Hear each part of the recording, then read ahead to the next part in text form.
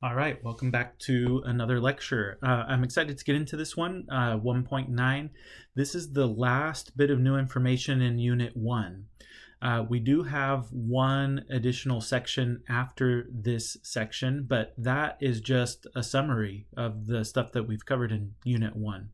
So again, this is the last bit of new information in this unit. So I'm excited to get to it. Before we do that, as usual, make sure that you have the notes ready to go, either downloaded or printed, and then also download the data set. There are just a couple data sets in this one. We won't be using art of stat a ton here, but I might show you just one thing. So go ahead and have art of stat open. We will use the calculator though, so if you don't have a handheld calculator, then as usual, my advice is to use the Desmos scientific calculator. So make sure you've got all your stuff set up and ready to go. So what we're going to discuss in this section is how to describe individuals within data sets. At this point, we've already discussed how to describe a data set as a whole, and we've also, along the way, kind of discussed how you can compare two different data sets when you're looking at the data sets as a whole. But in this section, we want to focus on describing individuals within a data set so that we can describe their relative position to their peers within the same data set, but also so that we can compare how individuals in different data sets stack up relative to the data sets that they come from. So in a way, kind of like giving us a way to compare apples and oranges, sort of. So one way that we can describe an individual within a data set has already been addressed, right? We've talked about quartiles, and so if we want to talk about the relative position of an individual within a data set, we can just talk about what quartile they fall in. And that's kind of where we're going to begin our discussion, because we're going to start off by sort of expanding that concept, and in particular talk about percentiles. So quartiles are really just a special case of a broader topic called quantiles. Okay?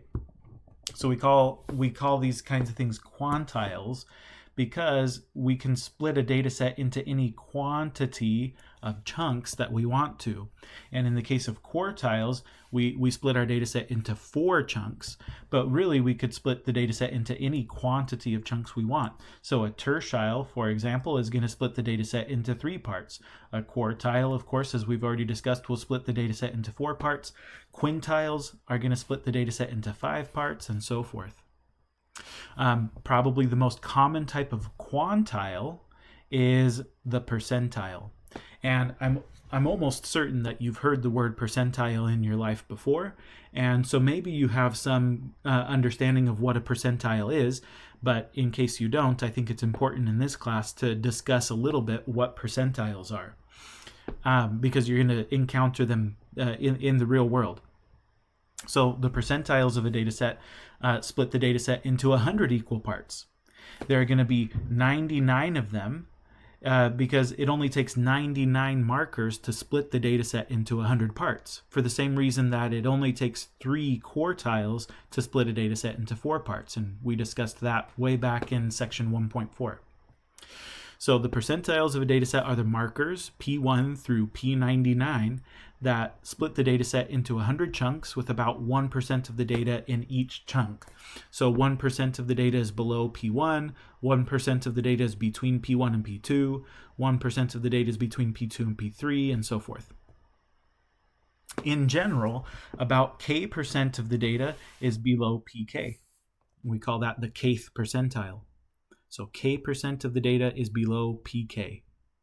Right off the bat, you can see how quartiles and percentiles would be related, since the first quartile has 25% of the values below it, right? 1/4 of the values below it. So that means that Q1 would be the same thing as P25. And similarly, Q2 is going to have, 25% of the values are between Q1 and Q2, but then 25% of the values are below Q1. So if you're counting up all of the values that are below Q2, it would be 50 of them. So Q2 would be the same as P50, or not 50 of them, but rather 50% of them, right? Would be below Q2. So Q2 is the same as P50, and that's the same thing as the median, right? So lots of different ways to describe that particular marker. And then Q3 would be the same thing as P75. It's because 75% of the values are below Q3. Let's practice interpreting some percentiles. So this first one says, Jennifer just received the results of her SAT exam.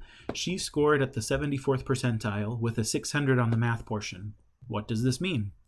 Give an explanation in words and in math symbols.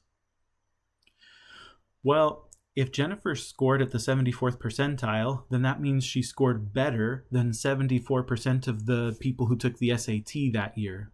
Okay? You could also say, I guess, that she scored worse than 26% of people who took the SAT that year. But we'll just stick with the 74 and say Jennifer scored better than 74% of people who took the test that year. We're supposed to give an explanation in words and in math symbols. So in words, we would say Jennifer scored better than 74% of SAT takers that year. Okay.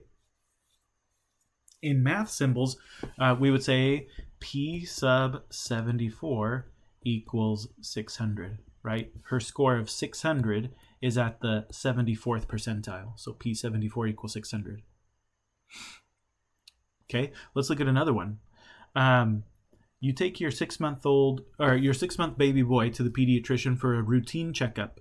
The pediatrician tells you that your son is at the 57th percentile for height and the 4th percentile for weight. What does this mean? Do you have reason to be concerned? This is a very common thing. Like for those of you who have kids, you know that when you take them to the pediatrician for their checkups, they're always handing you these charts that tell them that tell you what percentile they're in for their height and for their weight. Or if you're going in for an ultrasound, they might give you a percentile for the head circumference of the baby. So anyway, so this is a very common thing. But I'll let you pause the video and write down, what does this mean? What does it mean for your son to be at the 57th percentile for height? And what does it mean for your son to be at the 4th percentile for weight? So go ahead and give the video a pause and answer those questions. Here are my answers. So for the height of your son, this means that your son is taller than 57% of 6-month baby boys, which puts him pretty much right in the middle of the pack, right? Maybe a slightly taller than average, but pretty much average, right? Okay. As for the weight, this means that your son weighs more than 4%, right? He's at the 4th percentile. So he weighs more than 4% of 6-month baby boys. Okay. So there's a follow-up question here. Do you have reason to be concerned? I'll let you pause the video and contribute to a discussion board on this topic. Here's my answer to the question. I would say clearly you don't have any reason to be concerned about your son's height, right? He's right in the middle of the pack, 57%. But your son's weight probably is a little bit of a concern, right? He weighs more than 4% of 6-month baby boys. That means he weighs less than 96% of his peers. This could indicate, and listen, I'm not a pediatrician, right? So take this with a grain of salt. But I would think this might indicate that maybe your son is malnourished for some reason. Maybe he has some kind of gastrointestinal issues or some kind of digestive problems or something that are preventing him from getting the nutrients he needs. So yeah, that might be a cause for concern. But your pediatrician would have more information about that. Anyway, so that's how percentiles work. Now, I want to talk about calculating percentiles. So when computing percentiles, there are actually two different tasks that we might have in mind. And Art of Stat, the reason that we're not going to use it a ton in this lecture is because it has a feature for performing one of those tasks, but not the other one. Okay, and so what we'll do is we'll just use Excel when we're working with percentiles. But the two possible tasks that you might be asked to perform are, first of all, you might want to know what data value X is at a particular percentile rank K. And in that case, you would use this Excel function. We practiced a little bit with Excel functions in the previous section, but we're going to use the percentile function here to calculate percentiles. So for example, if we want the value that is at the 7th percentile, then we would type into Excel, we would click on a blank cell, and then we would say equals percentile.exe, and then open up a set of parentheses, and then we would highlight the data, and then we would say comma 0.07. The 0.07 is because we're looking for the 7th percentile, and we have to express that as a decimal, okay? So we put in 0.07, and then we hit enter, and it'll pop out some kind of answer. Now let's just assume that the answer is 136, right? Then what we would say is that the value, the data value that's at the 7th percentile is 136. And we would write P sub 7 equals 136. Okay. Now, the other kind of task that you might be asked to perform when dealing with percentiles is that you might want to know not the percentile, but the percentile rank, K, of a data value X that's given to you. And in that case, we would use the equals percentrank.exe function. So for example, suppose that we want to know the percentile of an observation of, let me say that again. So for example, suppose we want to know what percentile an observation of 54.7 is at. Okay. In that case, we would type equals percentrank.exe, highlight the data, and then say comma 54.7. Okay. Now let's just say the answer that Excel spits out is 0.67. Then what that means is that the value of 54.7 is at the 67th percentile, right? It's giving us the percentile as a decimal, right? So 0.67 as a would mean the 67th percentile. And so we would write P sub 67 equals 54.7. So I know that, like, at first glance this might seem a little bit confusing, but just keep track of I think these statements are actually really helpful to explain what it is that I'm trying to communicate, right? Because in the first scenario here, what we wanted is to know what value was at the 7th percentile. So we were given this, and then we were asked what this would be, okay? Whereas in the second scenario, we're being asked what percentile rank corresponds to a particular value. So we're given the value, and we're asked what rank goes with it, okay? So that's the difference between these kinds of problems. Now, Art of Stat can do this first one, right? So Art of Stat does this first one just fine, but it doesn't do the second one. And that's unfortunate because the second one is the kind of task that is very useful if we're wanting to compare individuals from two different data sets. And this is why I'm just going to use Excel when I do this, okay? With that in mind, let's look at an example. So number 3 here says, use Excel to answer the following questions for this data set. So they give us a data set. And then part A says, what observations are at the 6th and 90th percentiles? Okay. So when you're asked that question, what you're being asked to do is to calculate P sub 6 and P sub 90. So we'll do that. Okay. In Excel, to calculate P sub 6, what we would do is use the equals percentile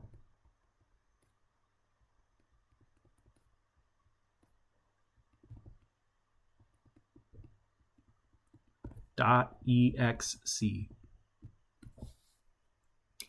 And then we would open up a set of parentheses, select the data, and then after selecting the data, we would type a comma and say what percentile rank we want to get the percentile for. In this case, we want the 6th percentile, and we have to enter that as a decimal. So 6% as a decimal is 0.06, right? That's what we would enter into Excel. Okay, for P sub 90, we would do the same thing. Well, not exactly the same thing, but a similar thing, right? For the percentile rank here, we want the 90th percentile. So 90% as a decimal would be 0.90, right? So that's what we would enter there. Let's head over to Excel and see how this works. Maybe before we do, just to comment a little bit on the .exe thing. EXC stands for exclusive, and that's because there are multiple ways that you could calculate a percentile. So you could include the values, you could exclude the values. In this case, we're going to exclude while we're calculating. And Excel will actually do this thing where it kind of interpolates between data values. And so the moral of the story is that different programs are going to compute percentiles a little bit differently. But you should always end up in roughly the same ballpark. Okay, so it's not something to be too terribly concerned over. We'll compare what we get in Excel to what we get in Art of Stat, and they'll probably be pretty close to the same. But anyway, so let's head over to Excel. So here's this first data set. Let me zoom in a little so you can see what I'm typing. And what we're going to do is just click on a blank cell. Okay, and then we're going to type in exactly what we wrote down in our notes a second ago. We're going to type an equal sign, and then we're just going to start typing percentile. And before long, it pops up, right? You've got percentile.exe. There's also a percentile.inc. That's not the one we want. Okay, we want this first one. So you can highlight it and then click, and then hit the tab key, and that'll select that function. And now I want to select the data. So I'm just going to click and drag, or you can use Control-Shift-Down, whatever you prefer. Okay. Now I want to type a comma and then K. So for the 6th percentile, it needs to be 0.06. And then I hit enter, and there you go, right? So a value of 41.36 would be at the 6th percentile. We would do something similar for P90, right? We would say equals percentile, find the function, hit tab to select it, and Control-Shift-Down to select the data, comma 0.90, and hit enter. And then it calculates that for us. So a value of 88.2 would be at the 90th percentile for this particular data set. Okay, let's see what we would get in Art of Stat. I'm curious. So I'm going to copy this data, Control-C, and then we'll open up Explore Quantitative Data, and then paste. Okay, and to do percentiles, you have to come down here under General Options, and you can click on this percentile button. And here I can put in the percentile that I want to compute. So if I want the 6th percentile, I just type in 6. And it gives me 42.12. Is that the same? No, not exactly, but they're close, right? They're close. So again, this is just because different programs are going to compute these things a little differently. The percentile is going to be 90. That's 86.80. Okay, so here's another reason to use Excel. Since the numbers we're getting in Art of Stat are slightly off from what we're getting in Excel, on the homework, the homework problems are set to accept the answer that Excel gives you. So I would just say stick with Excel for this. But anyway, so you can do that in Art of Stat. You could do it in Art of Stat. The answer is going to be slightly different. What you can't do, though, is compute percentile ranks, and we'll see that in Part B. But I'm getting ahead of myself. Let's write down our answers. So again, I'm going to stick with the answers that I got from Excel. And so here I got 41.36. And here I got 88.2. Okay, And by the way, this is exactly how I would want you to show your work, right? So show me what function you're using in Excel, and just write out the full statement like we have here. Okay, now let's look at part B. It says the observations of 82 and 42 are at what percentiles? Okay, so this is asking kind of the opposite question. Instead of being asked for the observation that falls at a certain percentile, we're being given the observations, and we're asked, what are their percentiles, right? What are their percentile ranks? So in other words, calculate the percentile rank for the observations of 82 and 42. Okay, so this is kind of asking us to work backwards in a way. So for 82, what we would do is use the equals percent rank .exe. And again, you'll have to select the data and then put in the value. So for a value of 82, right, we would put in 82. And we'll see what we get there. We'll do something similar for 42. Okay, so this is what we should have there. And let's head over to Excel and see what we get. We're going to click on a blank cell, and then we're going to type in that function, equals percent rank. So percent rank is down here, right? Percent rank.exe. Again, not inc, but exe. So you can scroll down, select that one, and then select the data,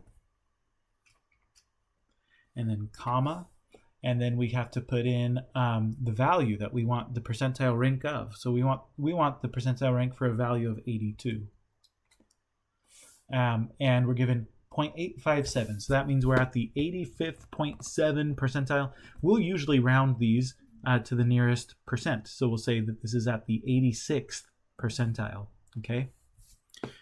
Similarly for the next one, right? Equals percent rank.exe. Select the data. And then comma 42. Okay, so the observation of 42 is at the 7th percentile, roughly.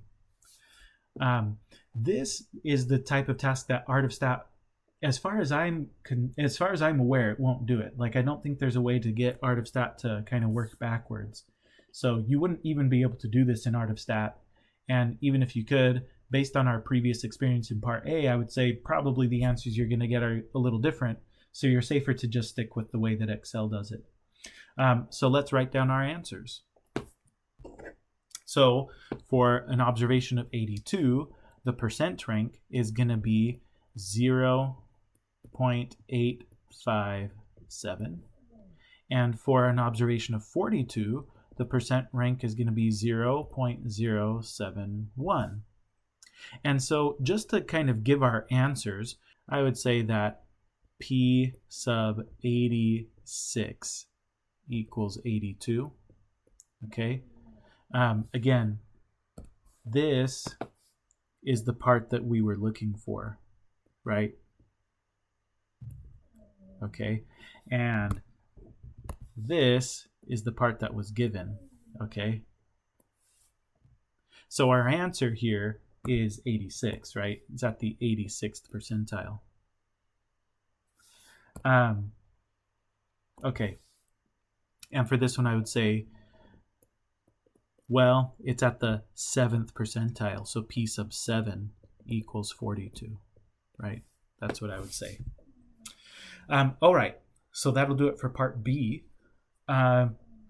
The ability to find percentile ranks, like doing the kinds of things that we were doing in part B, I mentioned a second ago that that's actually the more useful of the two things to do, usually, or at least if you're trying to compare individuals, that's the more useful thing to be able to do. And so just to give you an example of that, number 4 here says Eduardo and Jimena both run track. Eduardo ran the 400 meter in 50.37 seconds, and Jimena ran it in 55.72 seconds. The other finishing times are in the data for 1.9 spreadsheet. Compute the percentile rank for Eduardo and Jimena, and then who did better relative to their sex. Okay, what we mean by that is this. Let's take a look at the data set. So Eduardo is a man, Jimena is a woman, okay?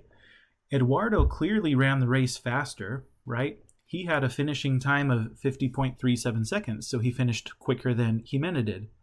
But the question is, how do they compare to each other relative to their sex, right? So Eduardo's the faster runner in absolute terms, but relative to other men, did Eduardo run faster than Jimena did relative to other women, right? That's kind of the question that we're trying to answer. So this goes back to what we said at the beginning of the lecture about comparing apples and oranges, right? Measures of position help us to do that, right? They help us to compare apples and oranges. So, okay. So who did better relative to their sex? Well, we're going to compute the percentile rank for each of them. So for Eduardo,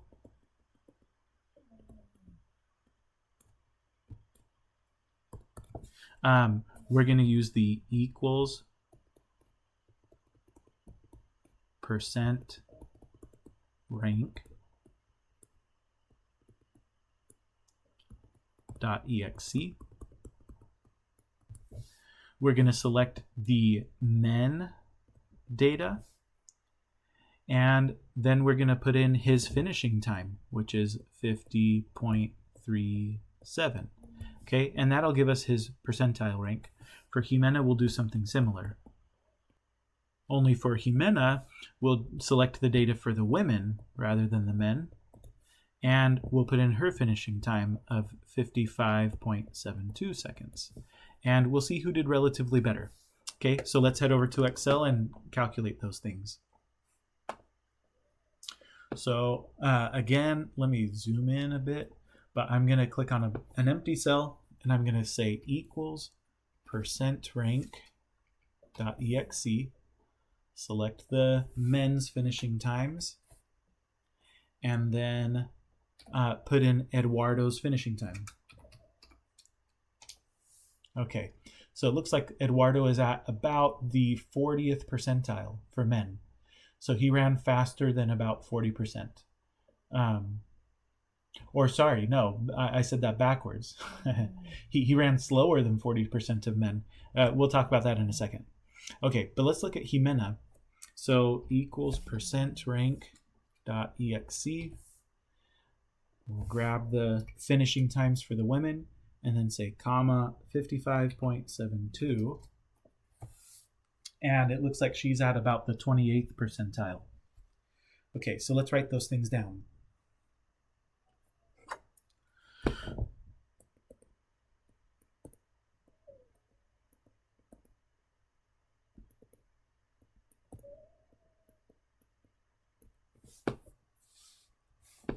Okay. Eduardo is at the 40th percentile.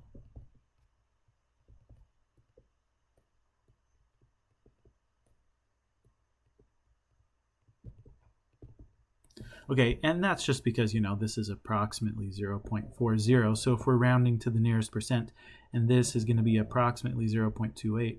Okay, so Eduardo's at the 40th percentile, and Jimena is at the 28th percentile. Okay, so then who did better relative to their sex? Well, in the case of a race, you want to have smaller numbers, right? Because if you have smaller numbers, then that means you ran faster. It means you finished quicker, right, than other people. So in this case, whoever has the smaller percentile rank ran faster, okay, relatively speaking. And that would be Jimena, okay, because Jimena had a smaller percentile. So even though Eduardo ran faster in absolute terms, relative to their sex, Jimena did better, right? Jimena did better than Eduardo did. Okay. Jimena did better among women than Eduardo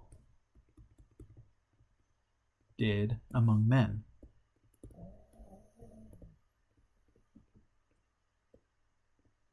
Okay. So this is one of the beautiful things about being able to compute percentile ranks. So that'll do it for percentiles. We'll kind of come back to them in a second, but let's talk about z-scores now. So another way to compare individuals within a data set is to use the z-score, what we call the z-score. The z-score of a data value is the number of standard deviations that value is above or below the mean of the distribution.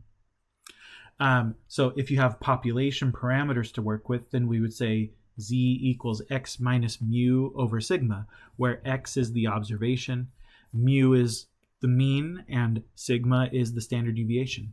If you have sample data to work with, then it's the same formula, right? Observation minus mean divided by standard deviation. We just use different symbols because we would be dealing with sample data. But either way, it's the same thing. You take the observation, subtract the mean, divide by the standard deviation. If the data value is larger than the mean, then the z-score will be positive. And if the data value is smaller than the mean, then the z-score will be negative. And that's just because of arithmetic, right? Like if x is bigger than mu, then if x is 3 and mu is 2, then 3 minus 2 is 1. That's positive, right? But if x is smaller than mu, so if x is 5 and mu is 7, right? 5 minus 7 is negative 2, right? So the z-score will be negative. Okay, let's just look at some examples to kind of get our bearings and hopefully develop some intuition here. It says, as we all know, the mean length of unicorn tails is 52.1 centimeters, of course, and the standard deviation of the length of unicorn tails is 3.5 centimeters. So the average length is 52.1 with a standard deviation of 3.5. Okay, part A. If a unicorn appears in front of you and says the z-score for the length of her tail is 2.3, because of course, what else would a unicorn have to communicate to you, right? Hasn't that happened to you before? Every time I talk to a unicorn, right, they're telling me about the z-score for their for their tail lengths. Anyway, okay, so unicorn appears in front of you and says the z-score for the length of her tail is 2.3. What does this mean? Well, the z-score is the number of standard deviations that an observation is from the mean. So in this case, if her tail length is 2.3 standard deviations, if the z-score for her tail is 2.3, then that means that her tail is 2.3 standard deviations above the average tail length, right? So this means her tail is 2.3 standard deviations above average. Okay. If her z-score had been negative, like if she had said the z-score for her tail length is negative 1.2, then that means that her tail would be 1.2 standard deviations below average. Okay. Now part B, how long is the tail of the unicorn from part A? Well, we know that it's 2.3 standard deviations above average, but in centimeters, right? How long is that? Well, 1 standard deviation is 3.5 centimeters, right? It says the standard deviation of the length of unicorn tails is 3.5 centimeters. You can say, well, 1 standard deviation is 3.5 centimeters. That means 2 standard deviations is 2 times 3.5, right? 7 centimeters, right? Which means that 2.3 standard deviations is 2.3 times 3.5, which I'll have to use my calculator to do. 2.3 times 3.5 is 8.05.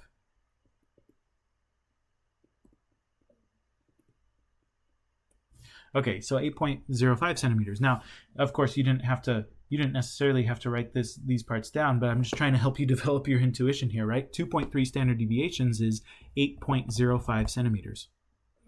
But that's not the length of her tail. That's just how far above average her tail length is. The average tail length was 52.1 centimeters. Okay? So her tail is 8.05 centimeters more than 52.1 centimeters. So in other words, her tail is 52.1 plus 8.05. Okay.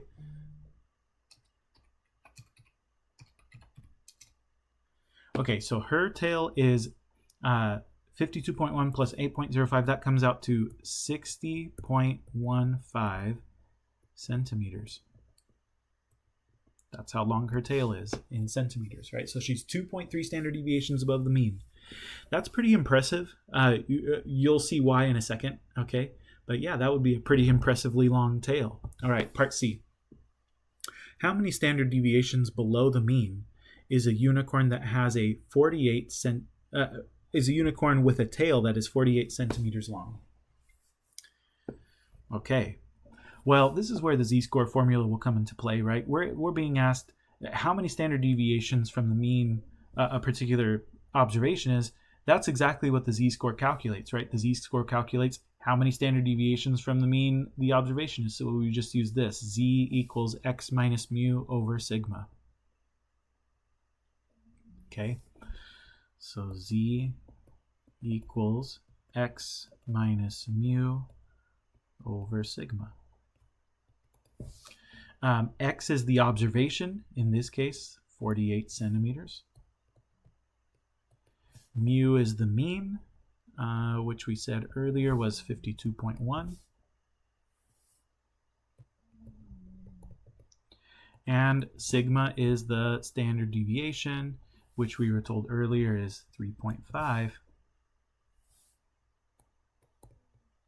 Okay, so we punched that into our calculator. Now, let me take you over to Desmos and make sure that you get this into the Desmos calculator correctly, because students will sometimes make mistakes here, right? They'll type it in like this. They'll say 48 minus 52.1 divided by 3.5, and you can see that this is not the same as what we wrote down on our on our notes, right? And this is not correct, right? This is not the correct way to do it, because here you're only dividing that last number by 3.5. You want to divide the whole thing by 3.5. So make sure to give yourself a little fraction first, and then you can do 48 minus 52.1, arrow down 3.5, and now that's the correct answer. Okay, that's how you would correctly type it in. Alternatively, you could do this. You could do it one step at a time. Do 48 minus 52.1, hit enter, and then do negative 4.1, write the answer, divided by 3.5. Okay, that'll get you the correct answer as well. But it's probably easier to just type it in exactly like it looks on the notes, okay? So anyway, we'll usually round z-scores to 2 decimal places. So I'm going to say that this is approximately negative 1.17. Okay, so a unicorn with a tail that's 48 centimeters long is 1.17 standard deviations below average. Okay, we can use z-scores to compare individuals, okay, just like we did with percentiles a second ago. For example, which is relatively better, a score of 75 on a history test or a score of 27 on a psychology test? Scores on the history test have a mean of 80 and a standard deviation of 12. Scores on the psychology test have a mean of 30 and a standard deviation of 8. Okay. To answer this question, which is relatively better, since we're comparing two individuals that come from different distributions, what we should do is compare their z-scores, right? Because the z-score will tell us, okay, relative to the history test, this is what it means to get a 75. relative to the psychology test, this is what it means to get a 27, right? So we could use percentiles to do this if we had a data set to work with, but we don't, right? All we have is information about means and standard deviations. So we'll use z-scores, right? We'll use z-scores to do this. So let's calculate the z-score for the history test. And then we'll calculate the z-score for the psychology test. Okay. For the history test, the z-score is going to be the score on the history test, which is 75, minus the average score on the history test, which it looks like they have a mean of 80, and then divided by the standard deviation of the history test scores, which it looks like is 12, right? I'll punch that into my calculator in a second. Let's set up the psychology test score. So the z-score for that is going to be the score on the psychology test, 27, minus the average psychology test score, 30, divided by the standard deviation for the psychology test scores, which is 8. Okay. Let's head over to our calculator and punch both of those in.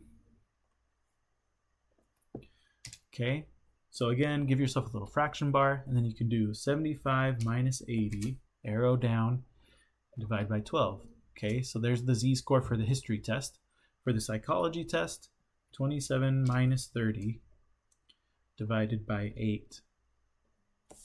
Okay, so these are actually pretty close. They have fairly similar z-scores. Again, we'll round to 2 decimal places. So for the history test, the z-score is about negative 0.42. And for the psychology test, it's about negative 0.38. Okay, so which score is better? Well, neither score is particularly good, right? They both have negative z-scores, which means that they are both below average. Okay, so these are not good test scores, no matter how you look at it. However, of the two of them, the psychology test score is slightly better, okay, because it's slightly closer to average than the history test score is, right? In other words, on a test, like the higher your score, the better. And negative 0.38 is larger than negative 0.42, right? Negative 0.42 is even more negative than negative 0.38 is. So anyway, so the psychology score is better. Okay, so that's how z-scores work. Let's tie this together with the empirical rule. So what the empirical rule does is it's a fact that we could prove mathematically. I'm not going to give you the proof of this, but it's something that just helps us develop our intuition about how much data we can expect to fall within certain ranges. Okay, and it's a rule that only applies for bell-shaped data. Okay, but if you have bell-shaped data, then you can expect approximately 68% of all data values to fall within one standard deviation of the mean. You can expect 95% of values to fall within 2 standard deviations, and 99.7% to fall within 3 standard deviations. So here's a picture, right? We've got our bell-shaped distribution. If an observation is within 1 standard deviation of the mean, then that means it's somewhere between mu minus sigma, right? That's 1 standard deviation below, and mu plus sigma, that's 1 standard deviation above. Okay, so we can expect, what the empirical rule tells us is that we can expect 68% of values in the data set to fall within that range. Okay, we can expect 95% of data values to fall within 2 standard deviations. So that would be between mu minus 2 sigma and mu plus 2 sigma, right? That is within 2 standard deviations, right? 95%. And 99.7% of the values are going to be between mu minus 3 sigma and mu plus 3 sigma. Okay. This ties together z-scores and percentile ranks in a way, because an observation with a z-score of 1, we can conclude from the empirical rule that an observation with a z-score of 1 would be at the 84th percentile. Why is that? Well, if you have a z-score of 1, that means that you are 1 standard deviation above the mean, right? That puts you right here. This corresponds to a z-score of 1. And by the way, this score corresponds to a z-score of 2. And this corresponds to a z-score of 0. Okay? And this is a z-score of -1, and so forth. Okay. So an observation with a z-score of 1 would be right here on this marker. That's at the 84th percentile. Why? Well, because 50% of the values are below this line, right? 50% of the values are here, half of them, okay? And then in addition to those, we've got another 34% below this marker. So 34% plus 50% is 84%. So a z-score of 1 would be at the 84th percentile. A z-score of 0, okay, z-score of 0 would be at the 50th percentile, because 50% of values are going to be below that marker. A z-score of -1 would be at the 16th percentile. Okay, that's because if you add up all of the percentages of the values below a z-score of -1, it's going to add up to 16. And so forth. So the empirical rule kind of ties percentiles and z-scores together in a way. Let's just practice a little bit with the empirical rule. So we're told here, Subway cookies have a mean of 24 chocolate chips and a standard deviation of 3 chocolate chips. If a cookie is 2 standard deviations below the mean, how many chocolate chips does it have? Well, since 1 standard deviation is 3 and the mean is 24, if a cookie is 1 standard deviation below the mean, it would have 21 chocolate chips, right? 24 minus 3 is 21. If it's 2 standard deviations below the mean, then we would have to subtract 3 from 24 twice, right? So we would do 24 minus 3 is 21, and then minus 3 more is 18. Or you could think of it like 24 minus 2 times 3, right, is 18. However you prefer to think about it. But I'll say 24 minus 3 minus 3, so that we get 2 standard deviations in there, right? And that comes to 18. Okay, part B. About 68% of cookies will have what range of chocolate chips in them? This is where the empirical rule will come into play. 68% of cookies. Well, we know that we can expect 68% of the cookies to have within 1 standard deviation of the mean. The mean was 24, and the standard deviation was 3. So that means if you're 1 standard deviation above the mean, if a cookie is 1 standard deviation above the mean, then it has 27 chocolate chips in it. And if it's 1 standard deviation below the mean, then it has 21 chocolate chips in it. Okay, 68% of cookies are going to fall in that range, right? 68% of cookies are going to have somewhere between 21 and 27 chocolate chips in them. So about 68% of cookies will have between 21 and 27 chocolate chips. Okay. And again, like if you want to show some work, you could say, well, this is just because we took 24 and subtracted a standard deviation. And this is because we took 24 and added a standard deviation. Okay, part C. About what percentage of cookies have between 21 and 30 chocolate chips? 21 and 30. Well, we have 21 here. Where's 30? Well, 27 is 1 standard deviation above the mean. If we add another standard deviation, right? So if we add 3 more, then we get up to 30. So we're being asked what percentage of chocolate chips have between, or what percentage of cookies have between 21 and 30 chocolate chips. Well, I'll let you give the video a pause and figure that out. The answer is it would be just the sum of these percentages, right? Those are the cookies that have between 21 and 30 chocolate chips in them. So it's going to be 34 plus 34 plus 13.5.